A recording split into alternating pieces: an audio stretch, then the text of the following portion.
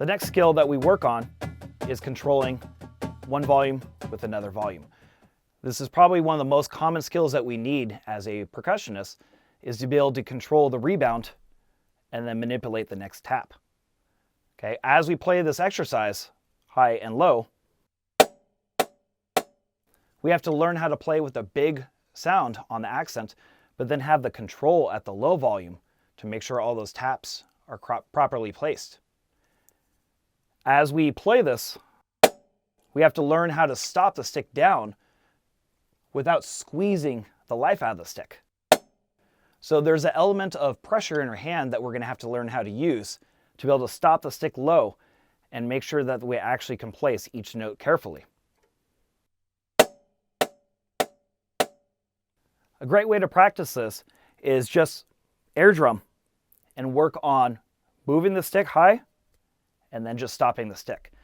You need a little bit of pressure in your hand to keep that stick nice and still at the end.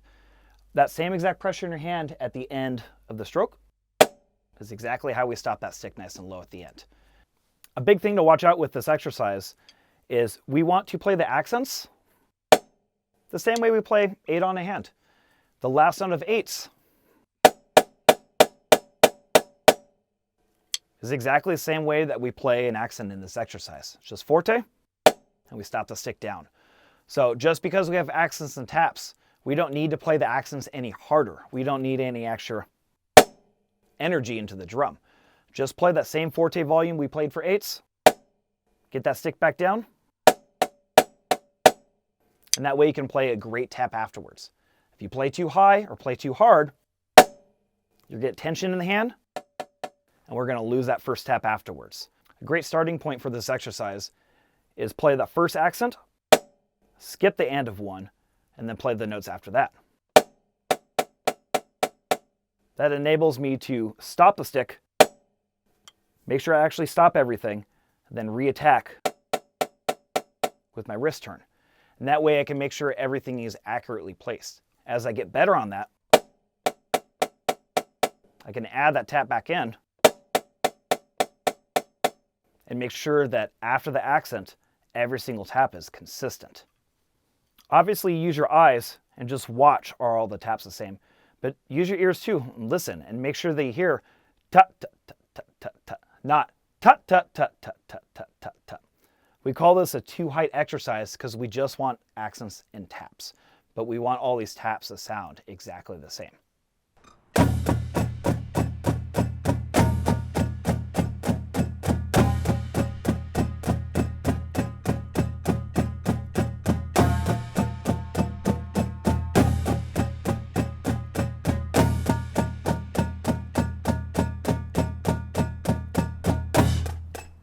Obviously, we want a big contrast between the highs and the lows, but don't worry about getting too low. We still want to be able to hear those low notes when we play. We just want to get to a comfortable low volume and make sure the contrast between the highs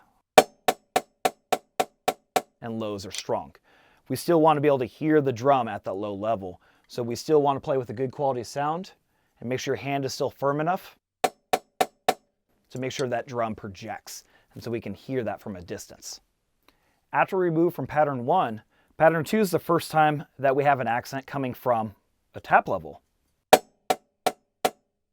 we want to make sure how we get to that accent sounds the same as the first accent. So pattern 2,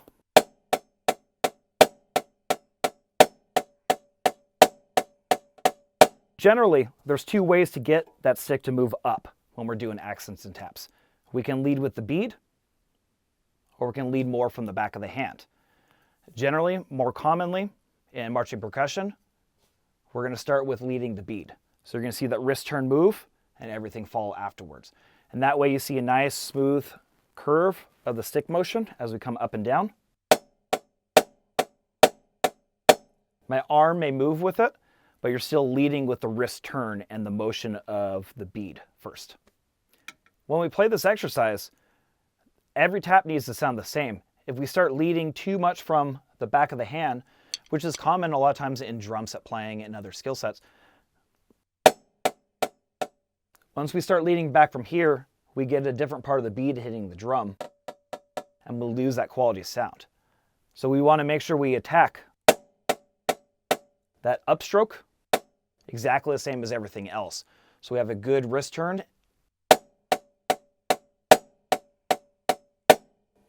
And that way every tap sounds the same and we get the same bead motion.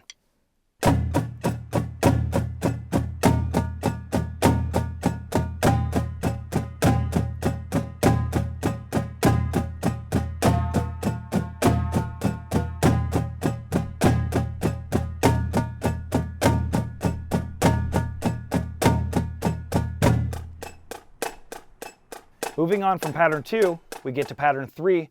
We have a little bit more syncopation. We have accents that are moving off the beat. And one of the trickiest parts is that last tap as we switch hands. We want to make sure that transfer from the right to left and vice versa is still accurately placed. It's going to be very easy to drop in the and of 4. So you hear 1 and 2 and 3 and 4 and 1 and. So as you play this exercise, make sure that the rhythm doesn't change.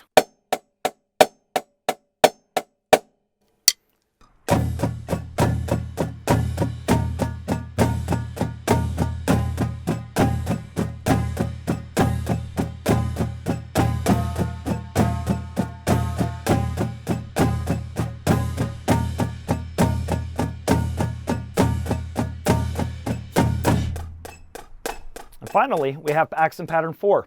This one's straightforward, but causes a lot of problems if you don't think about it. When we play accent 4,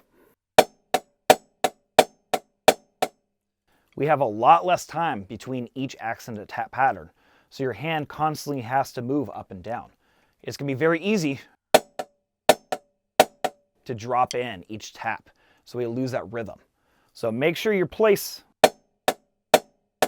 each upbeat very accurately, very carefully, but make sure also we still get a low enough tap to be consistent with the rest of the exercise. As we play this pattern, it is easier to get higher taps on accident. And then all of a sudden our piano volumes are too loud. As we play this, make sure you play our accents the same exact way we played patterns 1, 2, and 3. You just have less time between each accent pattern to get back up there.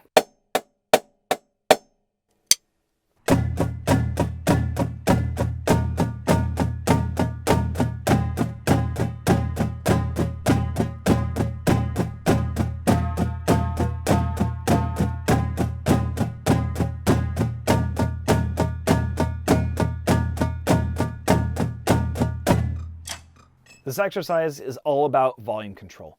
It's not necessarily about speed. It's way better if you work this at slower and medium tempos and you just work the control. You'll see drumlines at every level of this activity play accents and taps at these slower and medium speeds because it's a fundamental skill we always need. We always need to work on controlling the volumes, and we don't need the chops to work extremely fast right now. We want to work on the skill sets of just controlling the rebound and placing each tap. For basic, intermediate, advanced level, everybody needs to work on things like this. And the same focus, accents and taps, the control between the heights, making sure every single tap is carefully placed is important at every level of the activity. So this is something you want to work on a lot, no matter what skill level you are.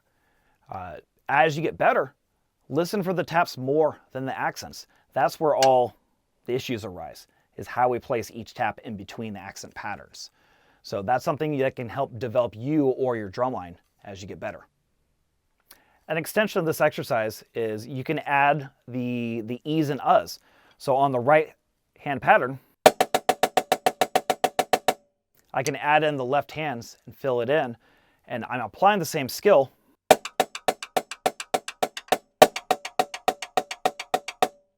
and I'm working on making sure my volumes are consistent from right and left hand, and I make sure I don't change how I hit the drum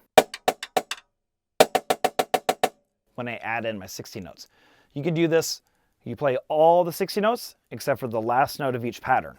So 1 E and a 2 E and a 3 E and a 4 E, etc. And it's a great way to extend what we already worked on and apply 2 hands to the exercise. You can do this with each pattern, 1, 2, 3, and 4. And it's a great way to develop your alternating hand to height technique as well. As we add in both hands, obviously we want to listen for our right and our left hands. We don't just want the rhythm to sound right. We want to listen for each stroke and make sure they sound the same.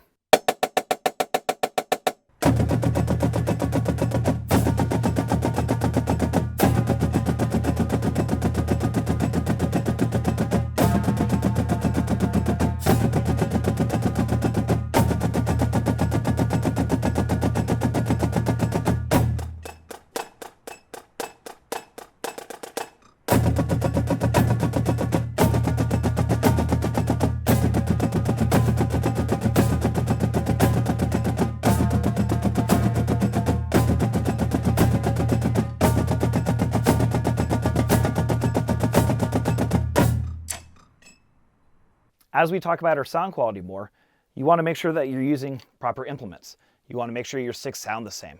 So make sure you have a great pair of sticks that have the same weight, the same feel, the same sound to them. And that's a way better starting point, because then you can work on how to get the hands to sound the same and you know the sticks are right.